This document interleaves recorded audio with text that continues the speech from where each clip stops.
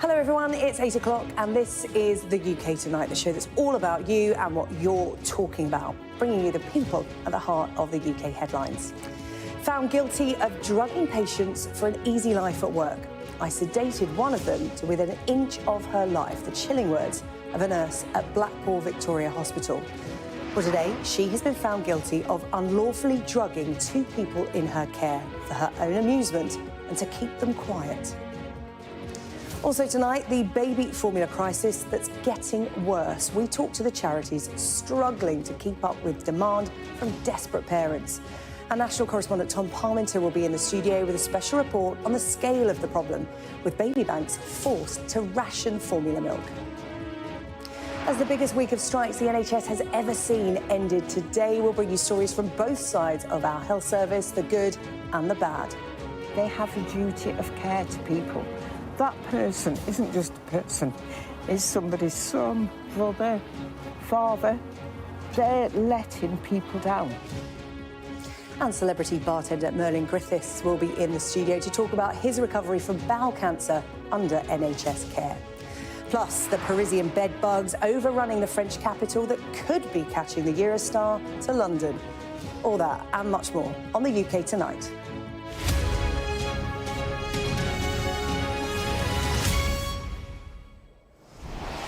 Well, all that's coming in just a moment, but first, a developing story in Ukraine. At least 51 people have been killed in one of the worst attacks on civilians since this war began.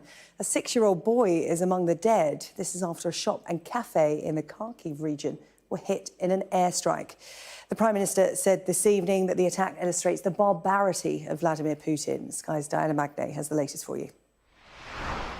Horrific scenes in the village of Hroza, southeast of Kharkiv, in Ukraine's Kupiansk region. Ukraine says a Russian Iskander missile hit at around 1 o'clock. Horrific scenes in the village of Hroza, southeast of Kharkiv, in Ukraine's Kupiansk region. This was a small village of 300 people, which was taken by Russia in the early months of this conflict and recaptured by Ukraine in September 2022. Ukraine says that a Russian Iskander missile struck the village earlier today, hitting a grocery store and a cafe next door where people had gathered after a funeral wake, which is why the death toll was so big. More than 50 people killed, one of the biggest civilian casualty counts of this long conflict. Volodymyr Zelensky called it a deliberate act of Russian terrorism. He was meeting today with European leaders in Granada, Spain, trying to keep European support for Ukraine steadfast in the face of continued Russian aggression. He asked for further support. Let's take a listen. The main challenge is what we have, that is to save unity in Europe. And I'm speaking not only about the countries in EU, in all the Europe. I think that is the biggest challenge what we'll have, because Russia will attack by information, disinformation, by fakes and etc.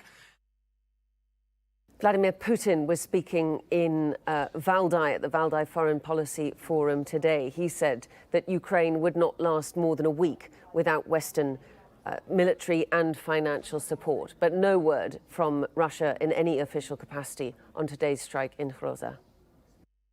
Well, you can keep up to date with the latest on that developing story on our Ukraine blog. You can scan the QR code on your screen. Now, a nurse has been found guilty of drugging her patients with sedatives for an easy life. Catherine Hudson worked on the stroke unit at Blackpool Victoria Hospital. A judge told her today that she will be going to prison. A junior colleague who conspired with her could also face jail. Katerina Vitozzi reports now from Preston Crown Court. They were simply meant to care. Instead, nurse Catherine Hudson, here in the green coat, drugged patients on her ward. Healthcare assistant Charlotte Wilmot encouraged her. Both worked at Blackpool Victoria Hospital on the stroke unit, and there, between February 2017 and November 2018, the prosecution said Hudson used unprescribed sedatives to keep patients compliant, quiet, and sometimes simply did it for her own amusement. Those families who trusted these nurses to provide care and treatment to their loved ones and to keep them safe whilst they're in hospital and those nurses who actually were callous and cruel in their behaviour. Do you have anything to say to the patients in this case? After being found guilty today, Nurse Hudson was remanded in custody. Charlotte Wilmot was released on bail. She refused to answer our questions. Both had denied ill-treating patients, like Aileen Scott in her 70s when she was admitted and then drugged. Her son spoke of the horror of finding out what had happened. My mum had a hemorrhagic stroke and was paralysed. She was no nuisance to nurses in that hospital. She couldn't do anything and she relied on them for their care and support. So to hear how she's been treated by Cathy Hudson and others is unacceptable. The jury was shown text messages between the two women where Hudson wrote, "I sedated one of them to within an inch of her life. Bet she's flat for a week." And another where she said, "What's Bed 29 been doing today? Not an effing lot, I bet, seeing as I sedated her on Saturday and Sunday." Charlotte Wilmot replies, "Yeah, I knew it. Everything you gave her has started working today. Made a nice day, though. It ain't been bad." The court also heard details of a recording obtained by police in which Caitlyn Hudson talks about a conspiracy of silence on the stroke ward. She said there was a hidden inside secret in which everyone stuck together, whatever happened. She said these were secrets that people would normally take with them to the grave. The pair were only stopped when a student nurse saw what was happening and reported it. And today, the chief executive of Blackpool Teaching Hospitals NHS Trust said this: "It is very clear from the evidence heard by the jury that inappropriate and unacceptable conduct and practices were taking place at the time. And I want to say sorry to patients, families and other colleagues who were impacted by that." A review of drug management at the hospital found hundreds of sleeping tablets had been taken from the pharmacy that were never given to patients. Stolen medication used in end-of-life care had even been found at Caitlyn Hudson's home. Both women will be sentenced in December. Catherine Overtotsi, Sky News in Preston. Now, back in May, we uncovered a hidden crisis. Hidden because people were ashamed to talk about it.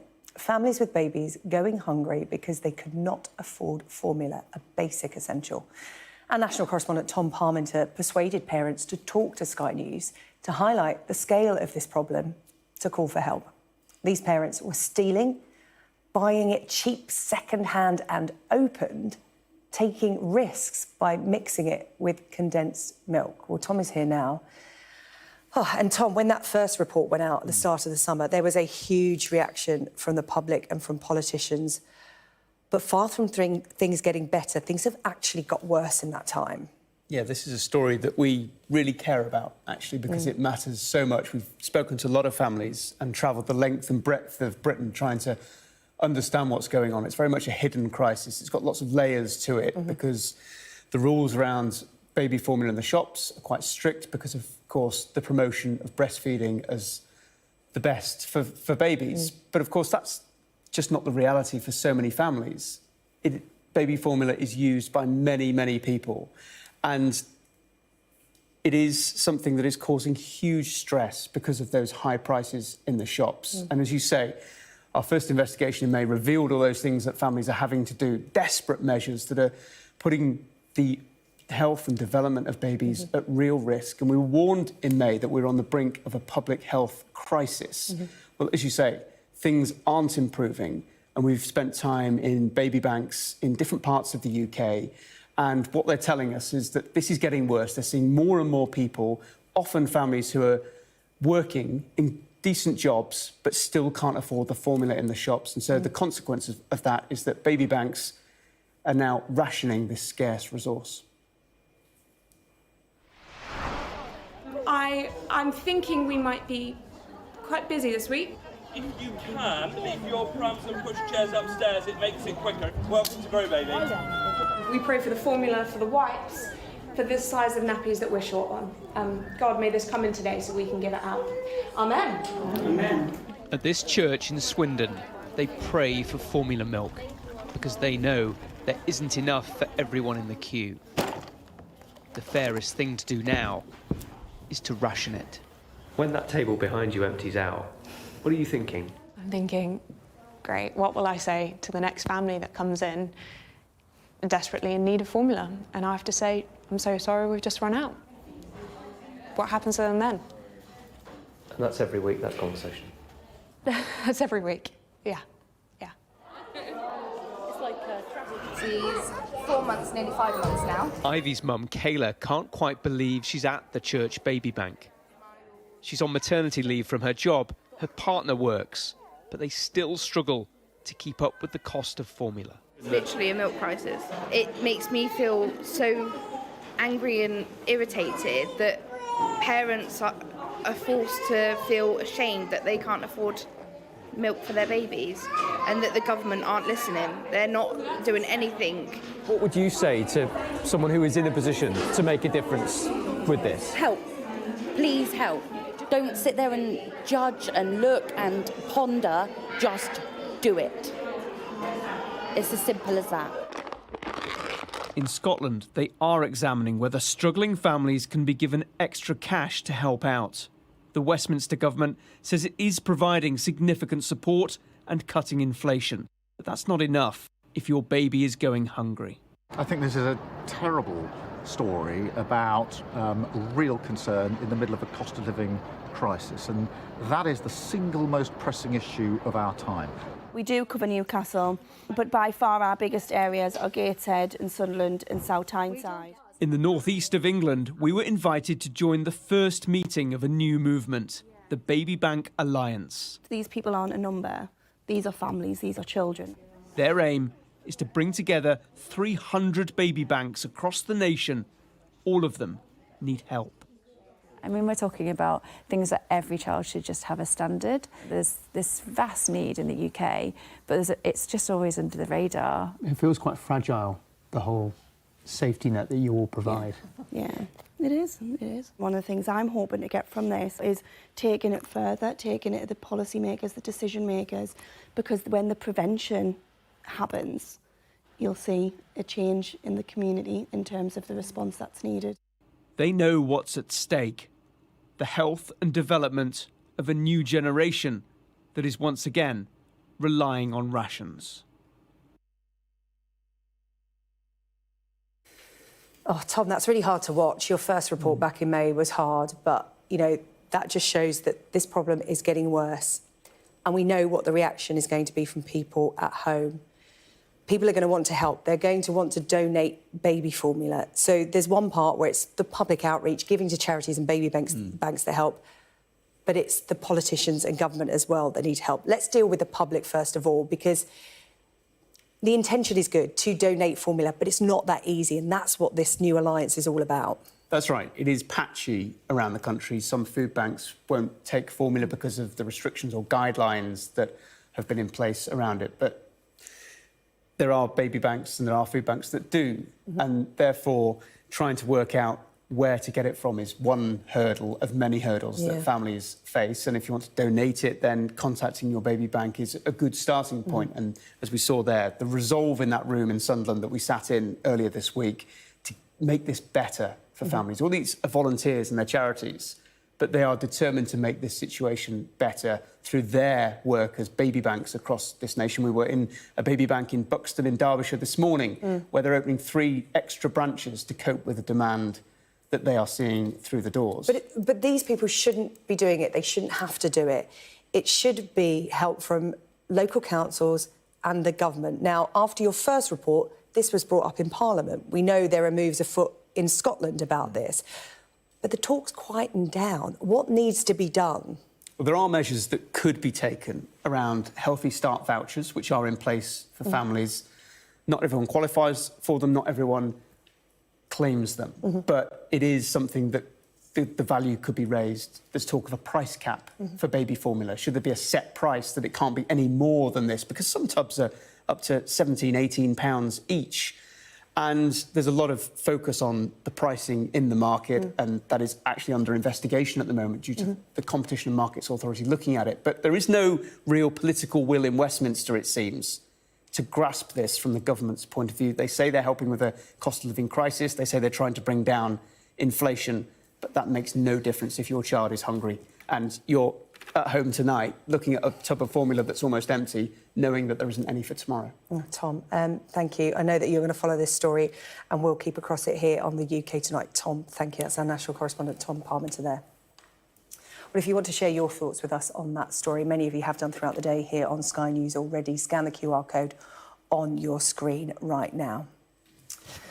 Now, a 21-year-old man who broke into the grounds of Windsor Castle with a crossbow, planning to kill the Queen, has become the first person in more than 40 years to be sentenced for treason. Jaswant Singh Chahal created his own artificial intelligence bot, which encouraged him to carry out his plan. Our correspondent, Shaman Freeman-Powell, is at the Old Bailey. And this is quite the strange tale, Shaman. Tell us more.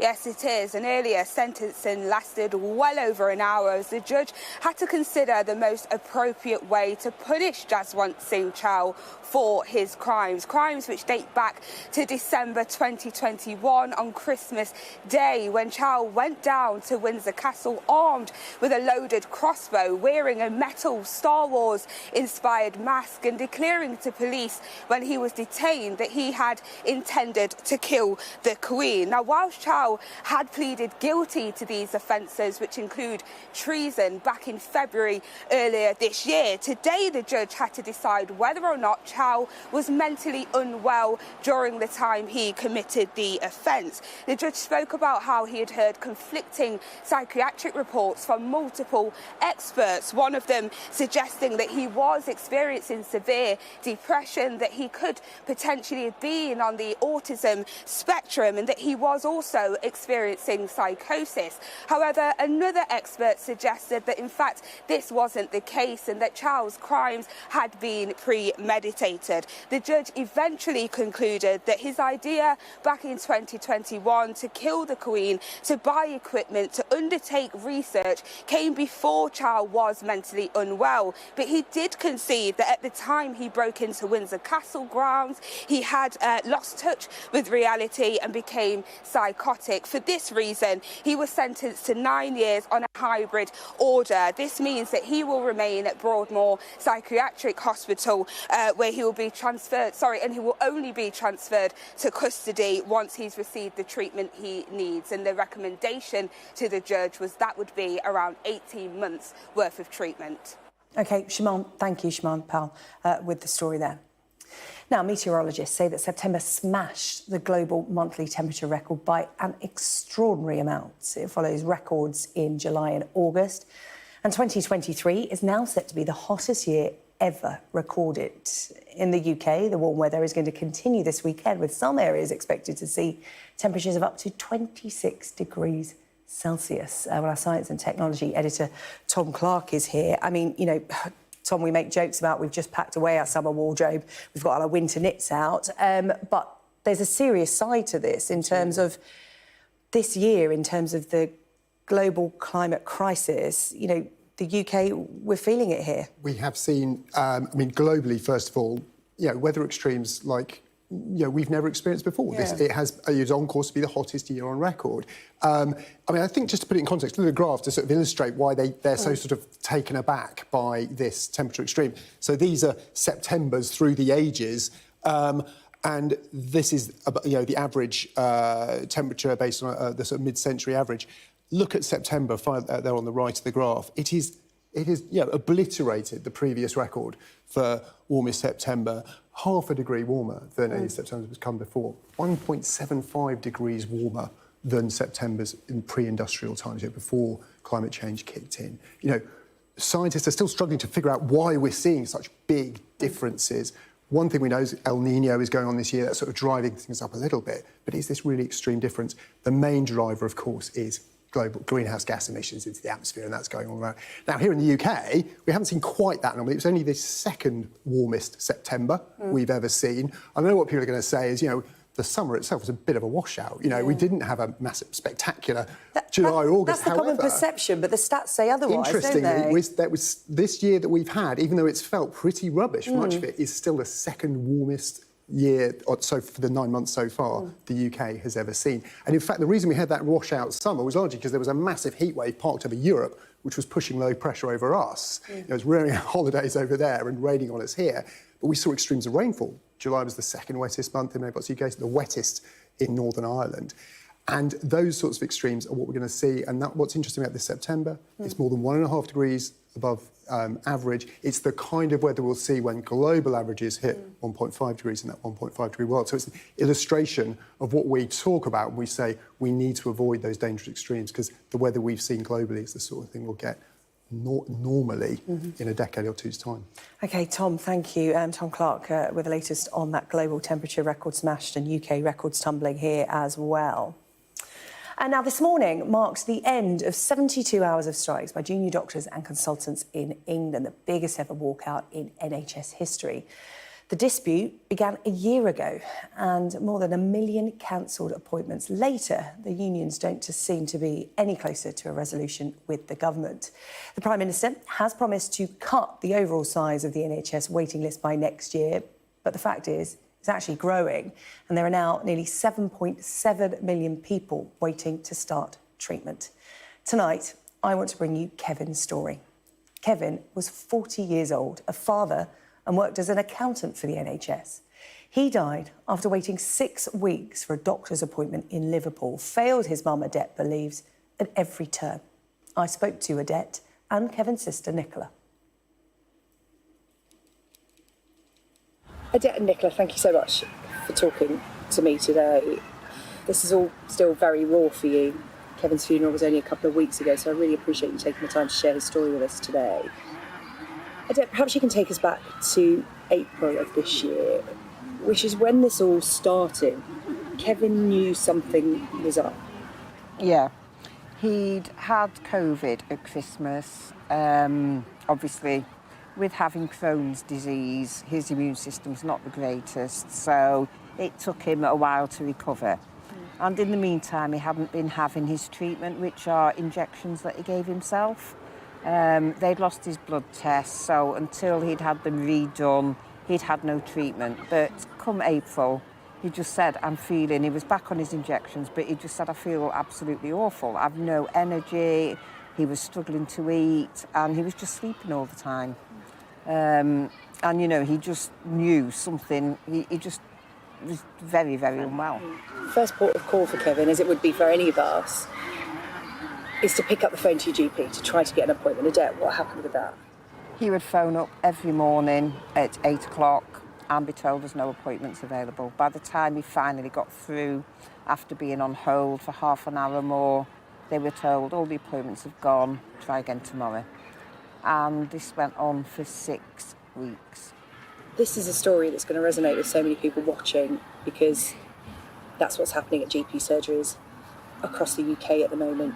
Yeah. You know, as soon as your clock turns 8 o'clock, you pick up that phone and dial, redial until you can get through. Nicola, it got to the point where, as Adette said, it was 6 weeks. Kevin actually went to the GP surgery and sat outside until the receptionist came to open up. Yeah. I think he'd had a couple of telephone appointments, but again, it's not the same. It's not face-to-face. They can't see him. They can't do observations. And I think at one point they told him to buy a blood pressure machine to do his own observations. But yeah, that day he was so desperate. He walked for surgery and sat on the steps, and he got seen, but you shouldn't have to do that. That's the worry, isn't it? You know, taking out the in-person appointments, so much can be missed. And while it may not have saved Kevin's life, you know, he had cancer. You know, when he got those symptoms in April, often a sign with liver cancer, when you are presenting with symptoms, that's when it's really bad. But the quality of life he could have had in those final months, the treatment to prolong his life, to give him time with his family, with his son. Yeah. Do you feel that was taken away with him because he couldn't see somebody and sit opposite them like we are now? Absolutely. In the April, he was training his football team. He ran an under-7s football team, which he'd set up for his son. He was going to the training in whatever weather, you know, twice a week for the games that they did. He was still working as best he could, because obviously he wasn't married. He was on his own. He had a mortgage. He had to pay child support. He wanted to do things for his son, so he could not afford time off work. By the time they diagnosed him, it was like he was just waiting to die, wasn't it? It was horrific. In terms of cutting waiting lists and the Prime Minister's pledge, how do you feel about that? Given what you've experienced, do you think it's realistic? What do they need to do? It's not realistic, and I actually think it'll just be another way to work the numbers to make it look like we're achieving this. And like you say, there's so much going on in the background. It's not a new problem. We knew years ago, or the government would have known years ago, that there's going to be more demand for services. You can't just train a doctor overnight. It takes years and years. So it should have been recognised before it got to this point. What is it you want people to take away from speaking today, and what do you want to change? If people working in the upper echelons of the NHS or people in government are listening, what do you want them to take away from Kevin's story? Before COVID, the NHS struggled every winter, but at the end of the day, they have a duty of care to people. That person isn't just a person, it's somebody's son, brother, father. They're letting people down. And they need to actually listen to people. You know, people, you know your own body. And if somebody needs to be seen and telling you what's wrong, you know, see them, help them. Yeah, for me, it's just awareness to hopefully it can reach out to just one person and keep nagging at your doctors, your healthcare professionals. And as Mum said, you know your own body. So if you have got a worry, take notice of it and keep pestering and demand that you get the help and support you need, because for Kevin it's too late now. Yeah. But hopefully for others, they'll get the help they need. Well, a big thank you to Odette and Nicola for telling Kevin's story to us here on the UK Tonight. In response to Kevin's story, a spokesperson from NHS Cheshire and Merseyside had this to say: "Our thoughts are with Kevin's family. Whilst we are unable to comment on individual cases, we would encourage anyone experiencing symptoms that they are concerned about to come forward as soon as possible. Although NHS services are busy, help is still available for those who need it, and we encourage people to contact their GP practice or NHS 111 if more urgent." Still to come on the UK Tonight, the UK brewery dismantled, sent to North Korea, and now hailed as one of its greatest successes by Kim Jong-un. The astonishing demand for rental properties, despite average prices hitting an eye-watering record. And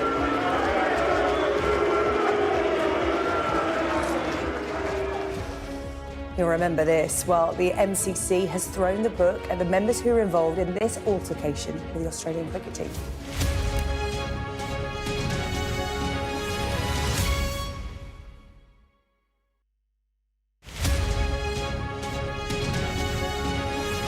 I'm Katie Spencer and I'm Sky News' arts and entertainment correspondent. Maverick here on the red carpet. I'm so excited, Tom Cruise. Katie Spencer, Sky News in London.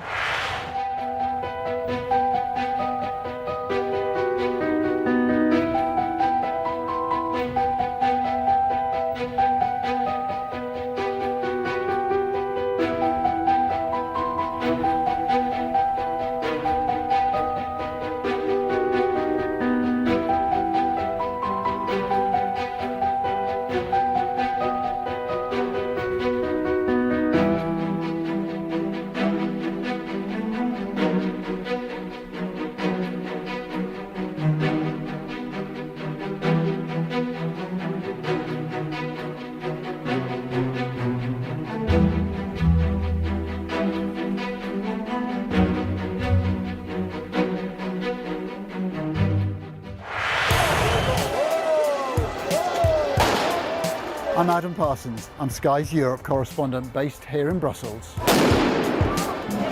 Cobbles have been pulled up out and are being used as missiles to hurl at these police.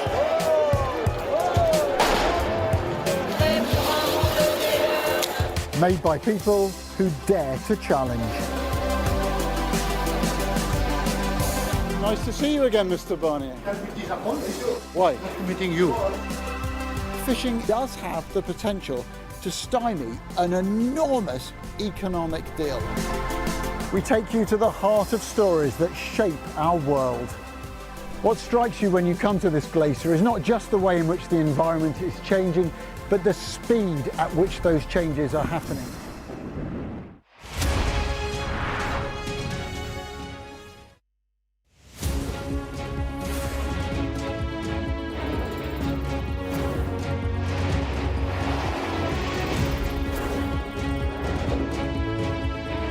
The 5 of us have made it out of the car.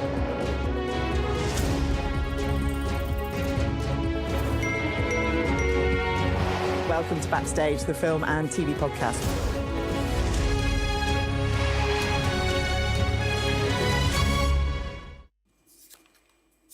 Hello, welcome back. You are watching the UK Tonight. Here's what's coming up. I'm going to be joined in the studio by celebrity bartender Merlin Griffiths, who will be talking to me about his recovery from bowel cancer. And who knows, he might just knock us up a drink or two. Non-alcoholic, of course. And as Paris deals with a bed bug infestation, we'll be asking if we should be concerned here in the UK, or have we got our own critters to worry about? Right then, let's take a look at some of the other stories making news around the UK tonight. A court in Somerset has been showed footage of police shooting and injuring a man accused of firearms offences. Just to warn you, we are about to show you that very video.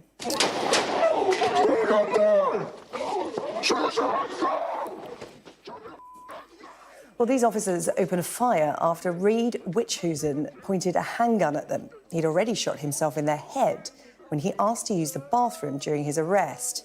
Witchhusen, who denies planning to carry out a hitman-style attack on his former school, ended up spending 4 months in hospital. Experts say Hadrian's Wall was damaged when the famous sycamore gap tree was cut down last week. A man in his 60s and a 16-year-old boy were arrested after the tree was cut down. Both have been bailed. Historic England says it now needs to carry out a full assessment of the damage to the wall once the site has been declared safe. The tree, one of the most photographed in the UK, was thought to be around 300 years old.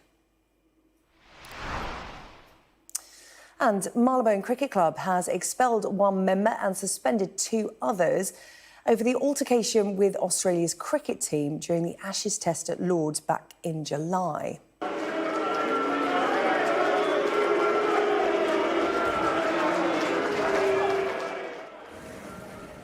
Well, you may well remember these scenes. The Australian team confronted in the famous long room after England batsman Johnny Bairstow was controversially run out on the final day of that match. The MCC says it won't be naming the expelled member or those who were suspended for 4.5 and 2.5 years.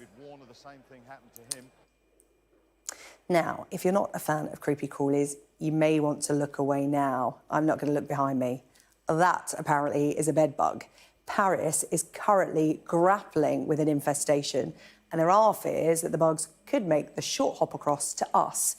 Eurostar says it's on high alert and ready to take preventative measures if bugs are detected on their trains. But according to one expert, the bed bug problem in London is probably just as bad as the French capital.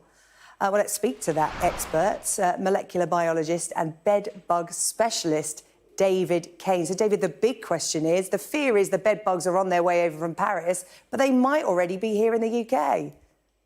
Absolutely. We've been tracking the problem since we formed the company in 2005, and bed bugs have continued to grow in London year on year. Some parts of the capital as much as 1,500% year on year. So I don't think we need to be worried about the French bed bugs coming to the UK.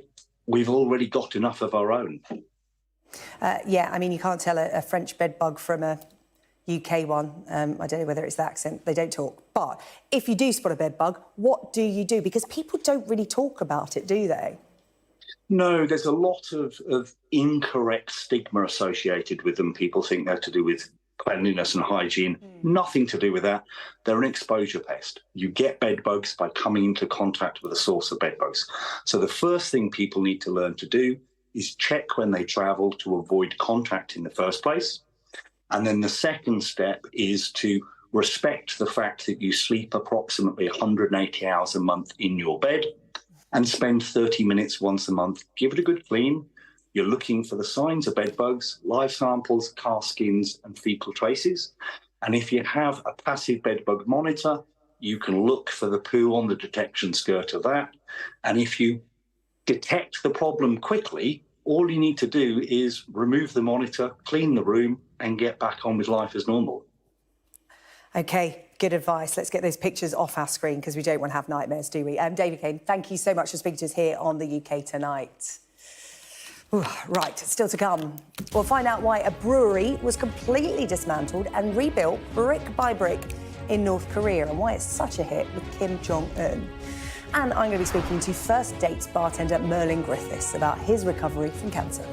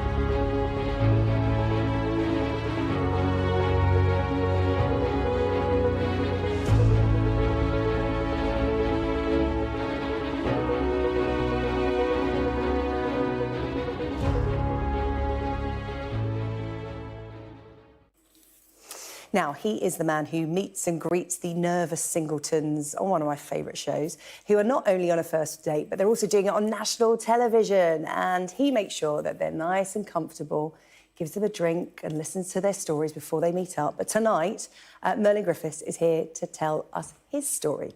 He was diagnosed with bowel cancer in 2021.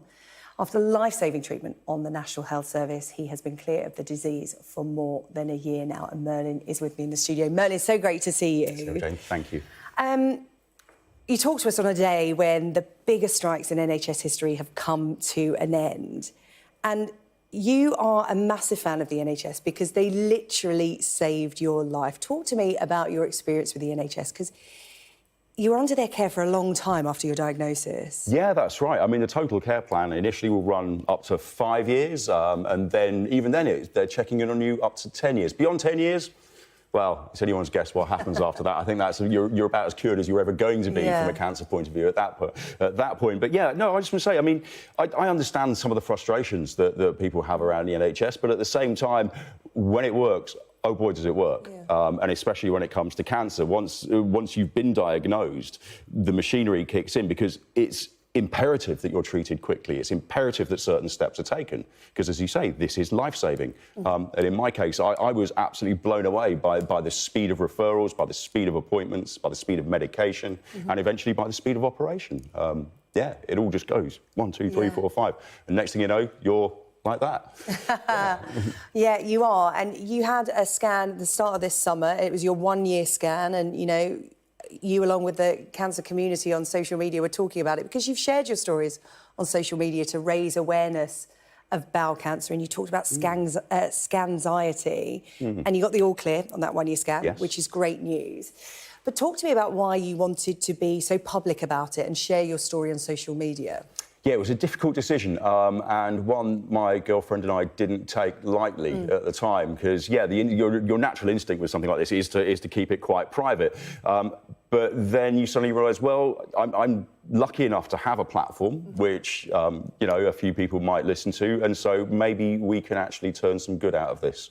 And, you know, since I've actually had friends that have gone and got themselves checked and had various symptoms that they wouldn't otherwise have had checked, in fact. 2 of them have had polyps removed and things like this, which is one of the possibly precancerous stages. Not all polyps turn into cancers, and it's encouraging to hear that it works. But it's interesting, whenever we talk about a type of cancer here on Sky News, we get lots of people getting in touch saying, do you know what, I'm going to go for a checkup, or I'm going to get this checked out. Even if it's only 1 or 2 people, you know, it's spreading the word.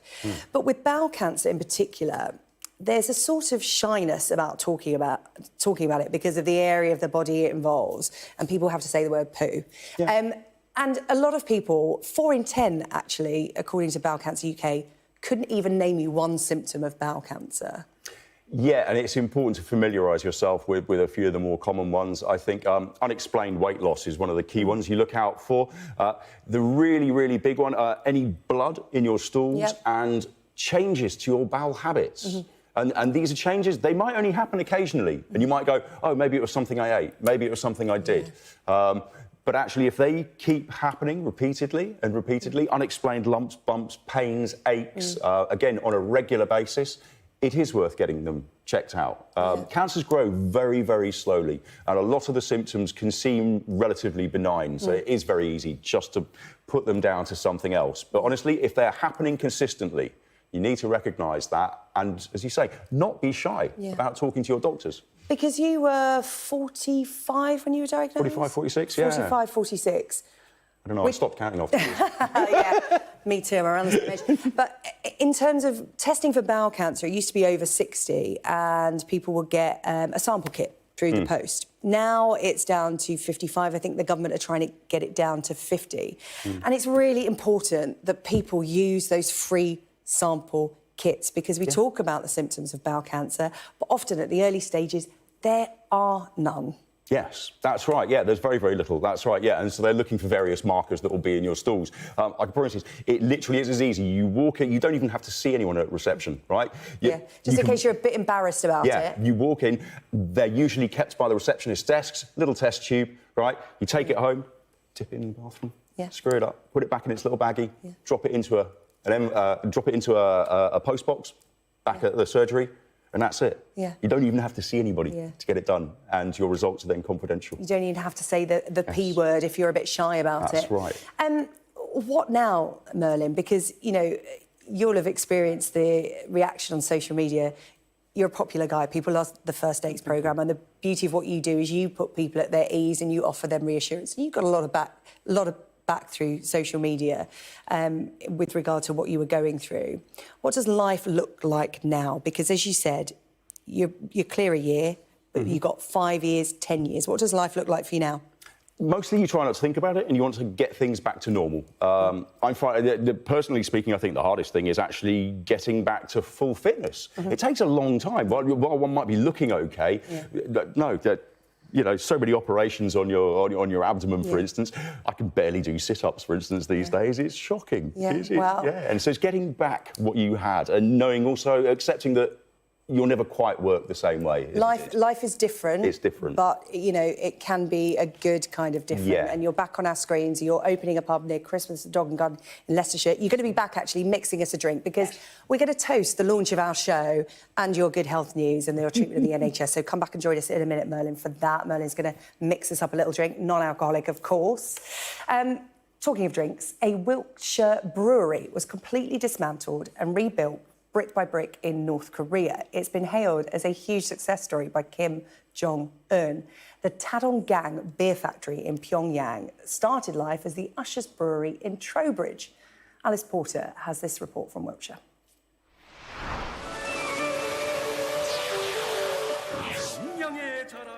It's the biggest beer in the world's most secretive state.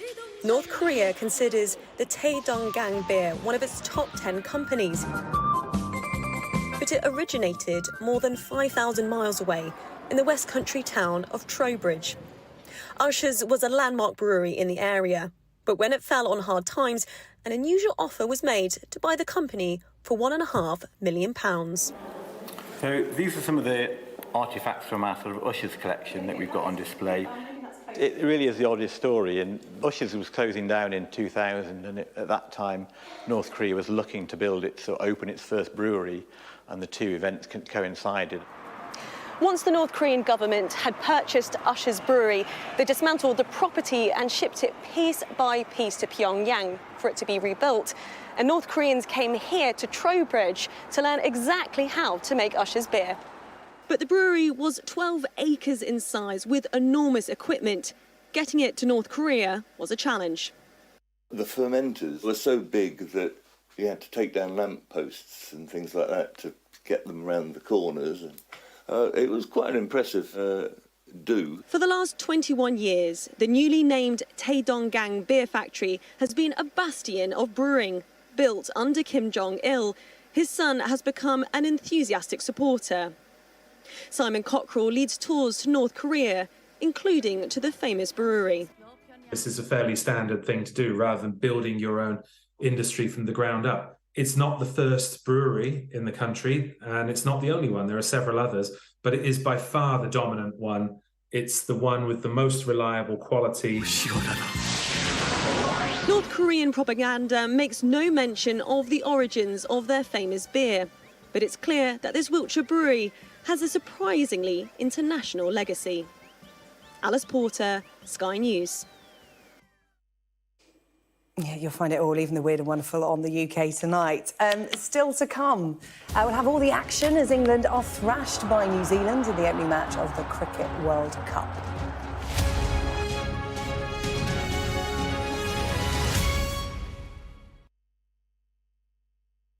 Extremely successful journey, especially for the kids. And I couldn't be more proud of them. That's why in this series, I think it's real interesting to watch that progression and kind of how this all happened and where they're at today.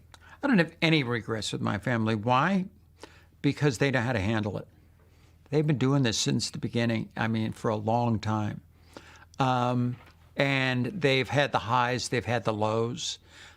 They've learned a lot. They know more than I do. They're out there all the time. They're very sharp. So, and because of that, they've built tremendous businesses. They did rather well, didn't they? Because one's a supermodel and now one's a billionaire. So you must be extremely proud of your girl. Well, I got two billionaires right now. And I think the third one's probably on the way. On their way, 3 billionaires. Yes, they're creeping in. I can't tell you which one, but yeah. Trans women should not be competing in women's sports, bottom line. If you'd have transitioned when you were at the height of your career, what would you have done, do you think? I never would have done that. I wouldn't, no, I never would have. You got to I realize that if you're going through a transition, you're going through that. There's some things you can do and some things you can't do, okay? You can't say, I am not this trans person that goes, I am a woman and, everybody else just quiet down, and you better use the right pronouns. I am not that, okay? I'm not even close to that, okay? I am a young person. I'm a person that suffered from gender dysphoria. Gender dysphoria is real, okay? It is real. And it needs to be treated in your own way. But it's very small. There's very few people in the country that really are truly gender dysphoric. And, but I suffered with it my whole life. If you had a chance to read my book, Secrets of My Life by Caitlyn Jenner. I know it's from being a small and child. I go through the whole thing, the sneaking around, the lying, the behind closed doors, everything. And I suffered with this my whole life. I raised families and suffered with it, and on and on and on. And I finally got to the point in my life with dealing with gender dysphoria that here I was, like 65 years old. I had done this my whole life, that I'm sick and tired of this. You know, I got to live my life. All my kids are raised. Everything's done. David is here with the sport. David, it's not really the start that England's men were hoping for. That's one way of World putting Cup, it. is it? Yeah. That's probably the polite, refrained way of putting it. Sarah-Jane, you'll remember the last match of the last World Cup, the final, England against New Zealand. And England managed to level the scores, tie the scores, super over, level then, and they won So on boundaries, exciting. won the most dramatic Cricket Yeah. World Cup final in recent memory. And then this time around, well, that was by the barest of margins. This was basically by the biggest of margins. And it wasn't really a contest, to be fair. England, of course, defending that title they won so memorably at Lord's 4 years ago. And New Zealand this time, well, whilst England were pedestrian, they were below par in all departments. That's what Joe Root said afterwards. Well, actually, New Zealand were pretty much brutal with their batting, as we're about to see. This Sky News Sports Bulletin is brought to you by Vitality. Getting more people more active. Live life with Vitality.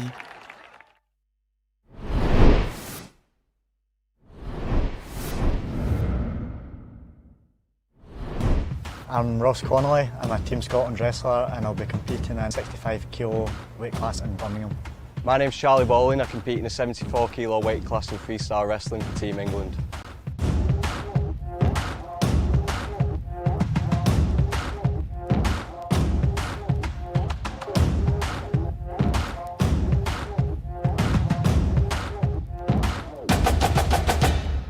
So guys, you're going to teach us the basics of wrestling. What's the first thing you've got to do as soon as you enter the wrestling mat? So the first thing you do, you want to be in your wrestling stance, so knees bent, nice and low. Right leg forward, or does it matter? Whatever you're comfortable with. Yeah. If your strongest leg's your right, I'd have your right leg forward. Yeah. You want your arms in front of you to protect your legs. And when you start the match, the first thing you do is shake hands with your opponent. Good luck. You too. Be gentle. Okay, so technique that we're going to show you is a double leg attack. So a double leg attack is right leg forward, big step, your knee's going to go down, grab behind the knees, right forward. Stance forward, shake hands, and then drive forward, push, push. Nice. And then, cool, that was good. So the aim of the match is to try and pin your opponent with both shoulder blades on the mat for 3 seconds. So talk us through another move then, Russ. Do a standing single leg attack. So single leg, pretty self-explanatory. Again, in wrestling position, I'm going to attack Charlie's single leg, his front leg. Here, head up, grab behind his leg, apply pressure with my shoulder, slide to the ankles.